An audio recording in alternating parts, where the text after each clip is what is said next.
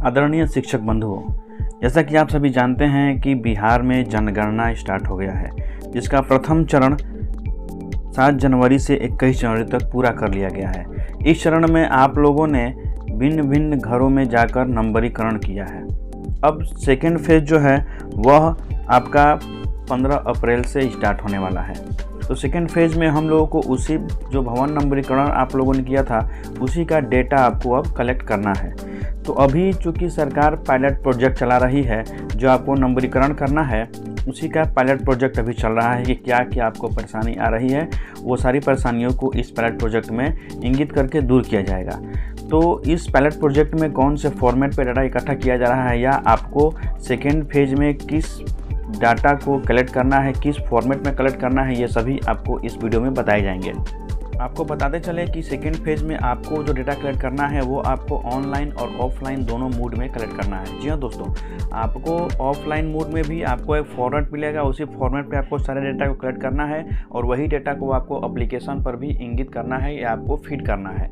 तो अब इस वीडियो में हम यही जानेंगे कि आपको कौन सा फॉर्मेट है, आपको कितने कॉलम भरने हैं, कौन कौन से प्रश्न आपको हाउस होल्ड के जो मालिक होंगे उनसे पूछना है। ये सारी बातें आपको हम स्टेप बाय स्टेप इस वीडियो में बताएंगे। इस वीडियो में बने रहें क्योंकि यह वीडियो आपके लिए बहुत ही इन्फॉर्मेटिव होने वाली है। जब 15 अप्रैल से आपका जनगणना स्टार्ट होगा तो आपको यह वीडियो ज़रूर देखना चाहिए, क्योंकि इस वीडियो में हम आपको एक एक चीज़ खुलकर बताएंगे ताकि आपको 15 अप्रैल से होने वाले जनगणना में थोड़ा सा भी आपको दिक्कत ना हो।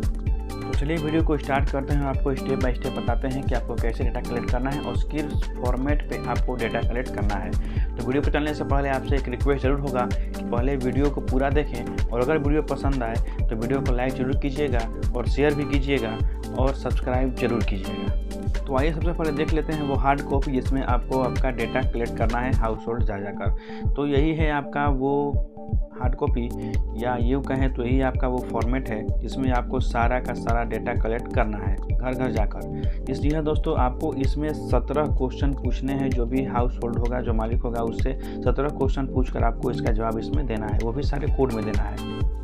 आप इसी फॉर्मेट के नीचे देखेंगे तो सारा का सारा कोड दिया है। सारे क्वेश्चन जो है आपको 17 क्वेश्चन सारा का कोड इसमें दिया गया है। आपको इसी कोड का यूज़ करना है, आपको बस कोड इंगित करते जाना है।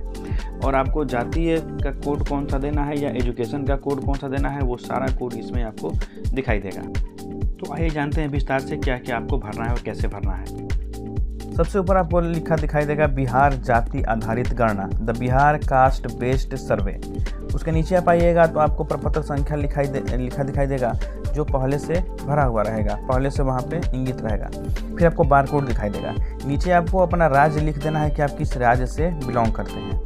उसके बाद आप नीचे आइएगा तो जिला का code, charge code, panchayat code, ward number, गणना ब्लॉक नंबर और उप गणना ब्लॉक नंबर आपको लिख देना है।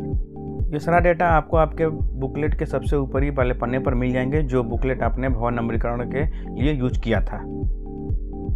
स्क्रीन पर आप अपने बुकलेट का प्रारूप देख रहे होंगे। ऐसा ही बुकलेट आपको मिला होगा भवन नंबरीकरण के लिए। अब आगे आपको मकान सूचीकरण अनुसूची के अनुसार डेटा भरना है, जैसे कि भवन संख्या, मकान संख्या, परिवार का क्रम संख्या, परिवार में कुल सदस्यों की संख्या। ये सारा डेटा आपको आपके बुकलेट के नेक्स्ट पेज पे मिल जाएंगे, जहां पर आपने सारे हाउस होल्ड का क्रम संख्या और उसका डिटेल लिखा था और हाउस होल्ड के मालिक से आपने सिग्नेचर लिया था। वहां से आप ये सारा डेटा देखकर लिख सकते हैं। आगे आपको परिवार के किसी पुरुष सदस्य के जाति प्रमाण पत्र का क्रमांक यदि उपलब्ध हो तो लिख देना है। अगर आप किसी ऐसे घर में जाते हैं जहां पर किसी पुरुष सदस्य का जाति प्रमाण पत्र बना है तो आप उसका क्रम संख्या लेकर यहाँ पे लिख सकते हैं। इस फील्ड को भरना अनिवार्य नहीं है। अगर कोई नहीं दे रहा है प्रमाण पत्र क्रमांक संख्या तो आप नहीं लिखें, जबरदस्ती न करें कि इससे भी ये मैंडेटरी फील्ड नहीं है। आगे आपको गांव मोहल्ला का नाम, वर्तमान पता लिख देना है। जिस घर में आप जा रहे हो वहां का वर्तमान पता आपको लिख देना है यहाँ पे। फिर आपको उसमें पिन कोड डाल देना है। फिर आप राशन कार्ड संख्या यदि निर्गत हो तो, अगर आप ऐसे किसी घर में गए हैं जहाँ पे राशन कार्ड निर्गत है तो आपको यहाँ पे उसका राशन कार्ड नंबर भी लिख देना है। ये भी मैंडेटरी नहीं है, अगर आप कोई बता रहा है तो आप लिख दें, नहीं तो नहीं लिखें। आपको घर के मालिक से पूछ लेना है कि क्या आपको राशन कार्ड निर्गत हुआ है। अगर वो बताना चाहते हैं नंबर तो आप लिख लें, वरना छोड़ दें। अब यहाँ से आपका असली काम स्टार्ट होता है, क्योंकि यहाँ से आपको परिवार के सारे सदस्यों का डेटा आपको फीड करना है पूछ कर। आप एक बात ध्यान रखिएगा कि आपको कहीं से भी डेटा कलेक्ट नहीं करना है। आपने जैसे बुकलेट पे सबसे पहले मकान संख्या 1 पर गए थे आप, उसी तरह आपको यहाँ भी सबसे पहले मकान संख्या 1 का डेटा आपको फीड करना है।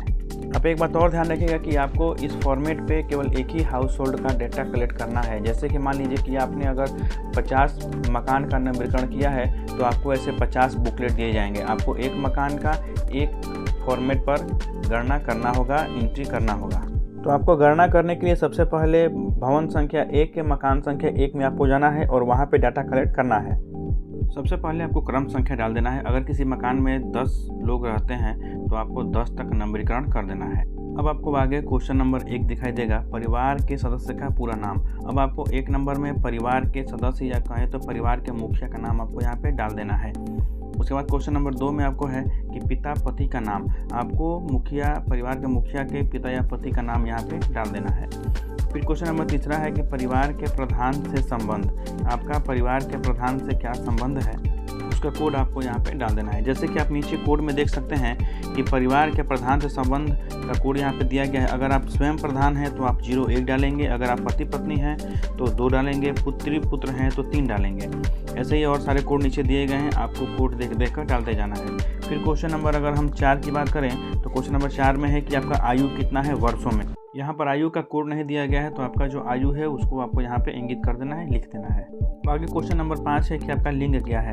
लिंग का कोड आप देखेंगे तो पुल्लिंग के लिए 1, स्त्रीलिंग के लिए 2, अन्य के लिए 3। आपको इसमें से कोई एक डाल देना है। फिर क्वेश्चन नंबर 6 की बात करें तो वैवाहिक स्थिति आपकी क्या है।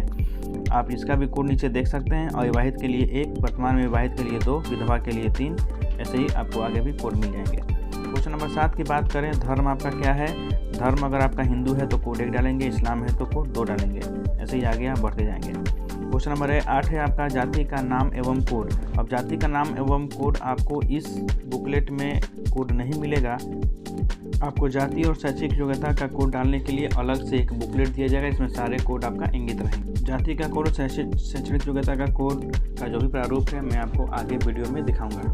अब बढ़ते हैं क्वेश्चन नंबर 9 की तरफ, जो कि शैक्षिक योग्यता। इसका भी कोड आपको दूसरे फॉर्मेट में मिलेगा देखने के लिए। क्वेश्चन नंबर 10 है कि कार्यकलाप। आपका कार्यकलाप क्या है। अब आप नीचे कोड में देखिएगा तो आपका कार्यकलाप का कोड दिया गया है। जैसे खेतिहर मजदूर हैं तो 6, या सरकारी नौकरी में है तो 1, संगठित क्षेत्र में प्राइवेट नौकरी करते हैं तो 2। ऐसे ही आपको बहुत सारे कोड मिल जाएंगे। क्वेश्चन नंबर आपका 11 हो जाएगा आवासीय स्थिति। आवासीय स्थिति का भी कोड आपको नीचे देखने को मिलेगा। अगर आपका पक्का मकान है तो 1 डालेंगे, पक्का मकान अगर 1 कमरा है तो 2 डालेंगे, खपराइल का है, 3 छत का है तो 3 डालेंगे। ऐसे ही बहुत सारे कोड आपको और देखने को मिल जाएंगे। अब आगे आपका है क्वेश्चन नंबर 12, जिसमें आपको है अस्थायी प्रवासीय स्थिति। आपकी अस्थायी प्रवासीय स्थिति क्या है, इसका आपको कोड डालना है। जैसे कि अगर लागू नहीं है तो 1 डालना है, बिहार के अन्य स्थान पर नौकरी या रोजगार करते हैं तो 2 डालना है, बिहार के अन्य स्थान पर शिक्षा ग्रहण करते हैं तो 3 डालना है। ऐसे ही बहुत सारे कोड आपको आगे देखने को मिल जाएंगे।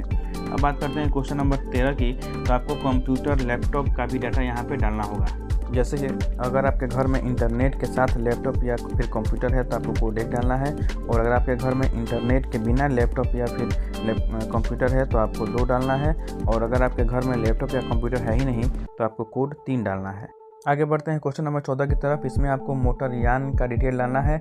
जैसे कि अगर आपके घर में 2 पहिया है तो कोड 1 डालना है, 3 पहिया है तो कोड 2 डालना है, अगर 4 पहिया है तो कोड 3 डालना है, ट्रैक्टर है तो कोड 4 डालना है। ऐसे ही और सारे कोड हैं। फिर आपको क्वेश्चन नंबर 15 है कृषि भूमि। आपके पास कृषि भूमि कितनी है। जैसे कि अगर 0 है तो कोड 1 डालना है, 0 से अधिक और 50 डिसमिल तक का कोड 2 डालना है, 50 डिसमिल से अधिक और 1 एकड़ तक का कोड 3 डालना है। ऐसे ही आपको और भी कोड देखने को आगे मिलेंगे। क्वेश्चन नंबर 16 की बात करें तो क्वेश्चन नंबर 16 में पूछ रहा है कि आवासीय भूमि कितनी है आपकी। अगर इसका कोड की बात करें तो भूमिहीन अगर आप हैं तो आपको कोड 1 डालना है, या 5 डिसमिल तक है आपका ज़मीन तो कोड 2 डालना है, 5 डिसमिल से अधिक और 10 डिसमिल तक का कोड 3 डालना है, 10 डिसमिल से 15 डिसमिल तक का कोड 4 डालना है। ऐसे ही और आगे कोड दिया गया है। बात करें क्वेश्चन नंबर 17 और लास्ट क्वेश्चन की, तो इसमें आपसे पूछा जाएगा कि सभी स्रोतों से मासिक आय आपका कितना है। जैसे कि अगर आपका ₹0 से अधिक और ₹6000 तक अगर आप मासिक आय है तो आपको कोड 1 डालना है, अगर 6000 से 10,000 तक है तो कोड 2 डालना है, अगर 10,000 से और 20,000 तक है तो कोड 3 डालना है। ऐसे ही और सारे कोड आपको आगे देखने को मिल जाएंगे। सबसे लास्ट में आपको परिवार के सदस्य का आधार कार्ड संख्या ले लेना है। ये भी कोई मैंडेटरी नहीं है, अगर वो राजी नहीं है अपना आधार कार्ड नंबर देने के लिए तो आप नहीं ले सकते हैं। आप उनसे पूछ लेंगे, अगर वो राजी है तो आप उनसे उनका आधार कार्ड नंबर पूछ के यहाँ पे इंगित कर सकते हैं। ऐसे आप सीरियल नंबर 1 में परिवार के मुखिया का सारा डेटा आप कलेक्ट करके और भर सकते हैं। अब आपको सीरियल नंबर 2 में उस परिवार के मुखिया के अंदर जितने भी परिवार के सदस्य रहते होंगे, आपको बारी बारी से सबका डेटा यहाँ पे लिख कर पूछ कर ऐसे ही आपको सबमिट कर देना है। जैसे कि अगर एक परिवार में या एक मकान में अगर 5 लोग रहते हैं तो आपको उन 5 लोग का डेटा सीरियल वाइज करके और ऐसे ही कलेक्ट कर लेना है। जाति और शैक्षिक योग्यता का कोड भरने के लिए आपको यही फॉर्मेट मिलेगा जो आप अभी स्क्रीन पर देख पा रहे हैं। आपको इसके अंदर बहुत सारे कोड देखने को मिलेंगे जो जाति से रिलेटेड होंगे और एजुकेशन यानी कि शैक्षिक योग्यता से रिलेटेड होंगे। आप इन्हीं में से देखकर सारे कोड आप लिख सकते हैं। जैसा कि आप देख सकते हैं कि प्रश्न संख्या 8 जाति कोड और कोड संख्या यहाँ पर दिया गया है। जैसे कि अगर आप अगरिया हैं तो आप कोड संख्या 1 डालेंगे, अगर आप अघोरी हैं तो आप कोड संख्या 2 डालेंगे। वैसे ही अगर आप अदर्शी हैं तो आप कोड संख्या 3 डालेंगे और अगर आप अबदल हैं तो कोड संख्या 4 डालेंगे। अमात के लिए आप कोड संख्या 5 डालेंगे, या अवध बनिया के लिए कोड नंबर 6, असुर के लिए कोड नंबर 7, इटरिसी या दर्जी मुस्लिम के लिए आप कोड नंबर 8। ऐसे ही बहुत सारे आपको कोड देखने को मिलेंगे। इसमें अलग अलग जाति है और अलग अलग कोड है। अगर हम बात करें जाति और कोड की तो आपको इसमें लगभग 216 जातियाँ और उनके कोड देखने को मिल जाएंगे इस बुकलेट में। आपको आप चाहें तो इस वीडियो को रोक कर आप स्क्रीनशॉट लेकर देख सकते हैं कि कौन जाति के लिए कौन सा कोड है, या आप जब गणना करने जाएंगे तो आपको ये बुकलेट आपको मिलेगा ही। आप उसमें से देख कर आराम से सारे कोड को लिख सकते हैं। अगर हम बात करें शैक्षिक योग्यता के कोड की तो आपको इस बुकलेट में शैक्षणिक योग्यता के 53 कोड देखने को मिल जाएंगे। जैसे कि आप देख सकते हैं कि पूर्व प्राथमिक के लिए 0 कोड डालना होगा, कक्षा 1 के लिए 1, 2 के लिए 2, 3 के लिए 3, 4 के लिए 4, 5 के लिए 5। ऐसे ही आपको 53 कोड दिए जाएंगे।